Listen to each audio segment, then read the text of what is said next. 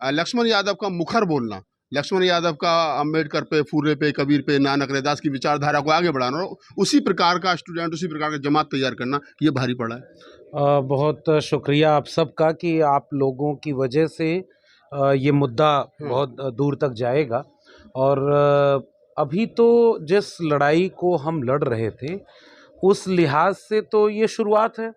हम प्रोफेसर रतनलाल के घर पर खड़े हैं और हम जानते हैं कि इनको कितना झेलना पड़ा। प्रोफेसर सूरज मंडल हैं, जितने भी लोग हैं न्याय पसंद हैं, संविधान के लिए लड़ते हैं, सामाजिक न्याय की बात करते हैं, उन सारे लोगों को टारगेट किया जा रहा है।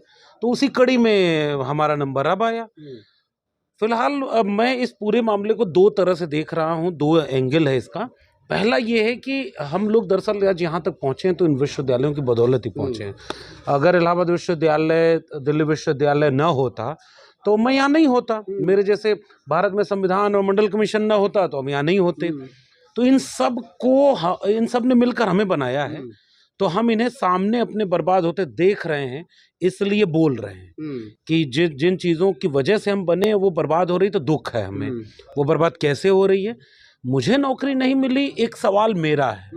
उसके लिए मैं यही कहूँगा कि मुझे ये बताए, दिल्ली विश्वविद्यालय प्रशासन बताए, मेरे कॉलेज की सिलेक्शन कमेटी के लोग मुझे जवाब दें कि कौन सी ऐसी पात्रता थी जो हम पूरी नहीं की है। 14 साल उसी कॉलेज में पढ़ाया, API स्कोर 100 में 96 है, मैंने पब्लिक कर दिया है, सब कुछ पब्लिक कर दिया। मैंने आज अपना गोल्ड मेडल का जो मेरिट सर्टिफिकेट इलाहाबाद यूनिवर्सिटी ने दिया उसको भी पब्लिक कर दिया।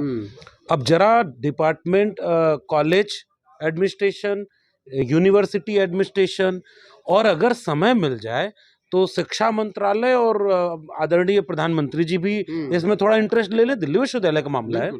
क्या एक दिल्ली विश्वविद्यालय के 14 साल से पढ़ाने वाले व्यक्ति को ये नहीं बताया जाना चाहिए कि आप क्यों निकाल रहे हैं? क्या वजह थी?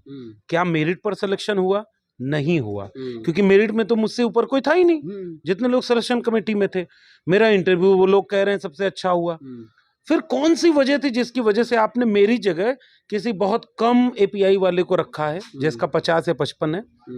मेरी जगह जिनको रखा है उनका एक्सपीरियंस मुझसे बहुत कम है, शोध लेख मुझसे बहुत कम है। फिर क्या वजह, क्या है असल वजह, क्या है? और ये बहुत बड़ा सवाल है। इसलिए मैं कह रहा हूं क्योंकि यहीं से वो दूसरा सवाल जुड़ता है कि अगर वजह मेरिट नहीं है, अगर वजह एकेडमिक कोई नहीं है, तो इसका मतलब वजह कुछ और है। और अगर वजह कुछ और है तो पहली बात कि विश्वविद्यालय प्रशासन बताए कि वो वजह क्या है, खुल करके बताए। और अगर ये वजह कुछ और है तब ये पूरे देश के लिए खतरा है। मैं तो विश्वविद्यालय में, हिंदू कॉलेज में हम लोग खड़े हैं, यहाँ हमारा एक साथी जब निकाला गया तो वो आत्महत्या कर लिया। कौन जा रहा है पूछने उसके घर में कि उसके घर वालों की क्या बीत रही है? जितने लोग यहाँ से निकाले गए, सैकड़ों की तादाद में निकाले गए। बस होता ही है साहब कि वो बोलते नहीं है, क्योंकि अगर निकाले जाने के बाद बोल देंगे तो अगली बार कहीं मौका ही खत्म हो जाएगा। तो इसलिए सब लोग चुप बैठे हैं। लेकिन आपने परिवार बर्बाद कर दिए, आपने लोगों का करियर बर्बाद कर दिया। 15 साल 20 साल लोग निकाले जाने के बाद कोई करियर कहीं नहीं जा सकता, कोई कुछ कर ही नहीं सकता। इसलिए वो सारे लोग नहीं बोले तो इन्हें लगा था कि हम भी नहीं बोलेंगे। भाई हमें तो इसी इलाहाबाद विश्वविद्यालय, दिल्ली विश्वविद्यालय, मेरे साहित्य, लिटरेचर, किताबों ने हमें यही सिखाया कि आप सत्य के साथ खड़ा होना, आप अन्याय के खिलाफ खड़े होइएगा। आप जब कक्षा में जाइए तो मेरे गुरुओं ने मुझे सिखाया था कि आप रीढ़ वाले नागरिक पैदा करेंगे, आप सच और न्याय का पक्ष देने वाले विद्यार्थी पैदा करेंगे।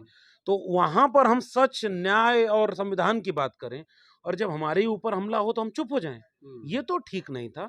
हम जानते हुए कि इसके बाद हमारा करियर बर्बाद कर दिया जाएगा, इसके बाद कोई हमें नौकरी नहीं देगा, फिर भी आज के तारीख में अगर सब खामोश रहे तो फिर बोलेगा कौन? इसलिए हमें तो बोलना पड़ेगा। ये जानते हुए भी कि हमको जब अपने मेरिट से नौकरी लेनी थी तो मेरिट से नौकरी ली, 21.5 साल में ले ली। टॉप किया यूनिवर्सिटी तो अपनी मेरिट से कर ली। PhD, रिसर्च पब्लिकेशन, सब कुछ मेरा मेरिट पे हो गया। तुम्हें कमजोर कड़ी मिली, नौकरी छीन लिए। तुम मेरा हुनर कैसे छीनोगे? मेरी डिग्रियां, मेरी काबिलियत, तुमने मेरी कक्षा छीनी, मैं अपने घर में बैठकर वहां से विद्यार्थियों को पढ़ा लूंगा, मैं वहां से संविधान की बात करूंगा, साहित्य की बात करूंगा, वो तो नहीं छीन सकते। सवाल इस बात का है कि तुम विश्वविद्यालय को बर्बाद कर रहे हो। अपना। अब मेरे कुछ सवाल हैं, अब ये लंबी बातचीत की बजाय पूरे देश के लोगों से एक अपील है। मेरे सिलेक्शन कमेटी में जितने लोग बैठे थे उनके बारे में, अब तो चुनाव कहीं नहीं है ना देश में, जो ईडी, सीबीआई, एनआईए सब इस समय खाली होगी, तो उसको जरा दिल्ली विश्वविद्यालय में भेजे, जरा जांच करे कि कितने लोग संघ की शाखाओं में जाते हैं। मेरे प्रिंसिपल का आरएसएस से क्या रिश्ता है? मैं बुरा नहीं मान रहा हूँ, वो आरएसएस के हो सकते हैं, लेकिन अगर वो आरएसएस के हो करके किसी कॉलेज के प्रिंसिपल, रजिस्ट्रार हो सकते हैं, तो मैं किसी अलग विचार का हो करके असिस्टेंट प्रोफेसर नहीं हो सकता। टीवी पर बैठ करके यहाँ के प्रोफेसर जहर बोल सकते हैं, एक विचारधारा का पालन पोषण कर सकते हैं, तो लक्ष्मण यादव संविधान की बात नहीं कर सकता। तो पहला सवाल मेरा ये है, जरा जांच करके बताया जाए कि कौन कौन दिल्ली विश्वविद्यालय के ऐसे प्रोफेसर हैं जो आरएसएस की शाखाओं में जाते हैं, कितने प्रोफेसर ऐसे हैं जिनके रिश्तेदारों को नौकरी दी गई है, कितने लोग ऐसे हैं जिनको कम मेरिट पर नौकरी दी गई है, क्या दिल्ली विश्वविद्यालय में पैसा लेकर नौकरी दी जा रही है, क्या दिल्ली विश्वविद्यालय में आरएसएस की शाखाओं से लोग भर्ती किए जा रहे हैं? ये तो लोग दिल्ली विश्वविद्यालय के ऊपर आरोप लगा रहे हैं। साख दाव पर है इस विश्वविद्यालय की, और हमारा ये विश्वविद्यालय है, मुझे चिंता है अपने विश्वविद्यालय की, इसलिए आज कुलपति को सामने आकर इसका जवाब देना चाहिए कि नहीं, ये देखो प्रमाण, हमने कभी किसी को पैसा लेके नौकरी नहीं दी, ये प्रमाण है कि कोई आरएसएस का कैडर नहीं भरा जा रहा। और भाई आज जितने लोग नौकरी कर रहे हैं आरएसएस वाले, इसमें अधिकांश लोग तो नौकरी में तब आए होंगे जब कांग्रेस की सरकार थी। बड़ी बात है। तो विश्वविद्यालय में नौकरी मेरिट से होती है, इंटरव्यू से होता है, आपके लिखने, पढ़ने और एकेडमिक काम करने से होता है। विचारधारा देखकर न नौकरी ली जाती है, न किसी की नौकरी छीनी जाती है। और कबूल करिए कि आपने लक्ष्मण यादव की नौकरी कर विचारधारा के नाम पर छीनी है, तो ये विश्वविद्यालय को बर्बाद करना है कि नहीं है? आखिर में केवल इतना कहूंगा कि मैं तो बोल रहा था, बहुत सारे लोग वो मारे गए जो चुप थे, उनको भी नहीं, और बहुत सारे तो हमारे ऐसे लोग थे जो उधर से शाखा में चले गए कि परमानेंट हो जाएंगे, उनका भी नहीं हो रहा है। तो इसलिए विश्वविद्यालय गुलाम और डरा हुआ ऋण विहीन टीचर, मुर्दा नागरिक पैदा करता है, और विश्वविद्यालय बर्बाद हो गए तो देश बर्बाद हो जाएगा। मैं विश्वविद्यालय में हूं, मैं देख रहा हूं कि बर्बादी सामने है। इसी विश्वविद्यालय में यज्ञ होते हैं, इसी विश्वविद्यालय में गौशाला खुल रही है, इसी विश्वविद्यालय में मंदिर पर कार्यक्रम हो रहे हैं, इसी विश्वविद्यालय में एक विचारधारा के लिए परेड करते हैं, तो उससे विश्वविद्यालय का माहौल खराब नहीं होगा। हम संविधान की बात करते हैं तो कैसे खराब होगा? मैं फिर से जाते जाते कह रहा हूं, दिल्ली विश्वविद्यालय के कुलपति जवाब दें, शिक्षा मंत्री जवाब दें, और आदरणीय प्रधानमंत्री जवाब दें, किसी प्रोफेसर को नौकरी से निकालने की वजह क्या है, ये वजह मैं जानना चाहता हूं। और उस ठोस वजह को जब तक मुझे नहीं पता चलेगा, करियर का कुर्बान होगा ना, नौकरी छीनिए, हौसला थोड़ी छीनेंगे, लड़ेंगे। और अब इस पूरी लड़ाई को जन आंदोलन बनाने की कोशिश करेंगे। हम पूरे देश के लोगों से ये अपील करते हैं, आप सब मुल्क के हुक्मरानों के नाम चिट्ठी लिखिए, आप सब राष्ट्रपति के नाम चिट्ठी लिखकर सवाल पूछिए कि विश्वविद्यालयों को बर्बाद क्यों किया जा रहा है। और इस शिक्षा बर्बाद हो गई ना, ये सारे प्राइवेट हाथों में बेचे जा रहे हैं, ठेके पर प्रोफेसर रखे जा रहे हैं, ठेके पर। इलाहाबाद विश्वविद्यालय की फीस बढ़ाई गई, विद्यार्थी आंदोलन के तो जेल में है। 69,000 शिक्षक भर्ती वाले मामले में लोगों ने आंदोलन किया तो उनके ऊपर लाठी चल रही है।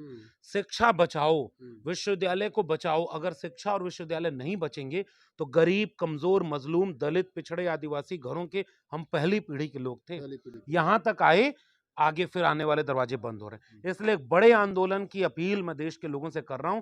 ये लड़ाई जारी रहेगी और आगे हम इस लड़ाई को लड़ते रहेंगे। बहुत धन्यवाद। आप हमारे चैनल बहुजन दस्तक को लाइक, शेयर, सब्सक्राइब देखना मत भूलिएगा। जय भीम, जय भारत, जय संविधान, नमो बुद्धाय। धन्यवाद। चैनल आर्थिक समस्या से गुजर रहा है।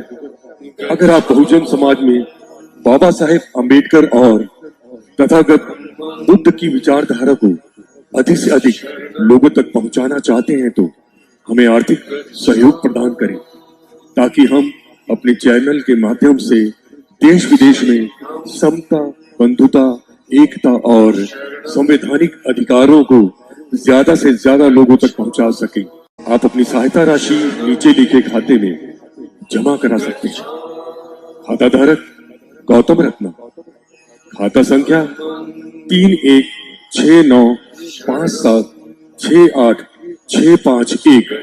IFSC कोड SBIN 0060336, बैंक भारतीय स्टेट बैंक। आप हमारे बैंक खाते का विवरण स्क्रीन पर भी देख सकते हैं। जय भीम जय भीम। मैं गौतम रत्ना आपका बहुजन फिल्म प्रोडक्शन में स्वागत करता हूं और आप हमारे प्रोडक्शन हाउस के अंदर अपना कैरियर बना सकते हैं as a film director, as a producer and actor and actress and editor and cinematographer also. अगर आपको फिल्म से रिलेटेड कुछ भी प्रोजेक्ट आपको बनवाना है तो हमारे पास में पूरा सेटअप है, जिसमें फिल्म कैमरा है, शूटिंग लाइट्स है और एडिटिंग है। सारा A to Z एक ही जगह पर आपको हमारे यहाँ पर मिल जाएगा। तो दोस्तों आप हमें कांटेक्ट कर सकते हैं हमारे नंबर्स पर 9810085714 और 8510005714। हमारे वेबसाइट पे विजिट कर सकते हैं www.filmserviceindia.com और हमें मेल भी कर सकते हैं gautamfilmsproduction@gmail.com पर। धन्यवाद।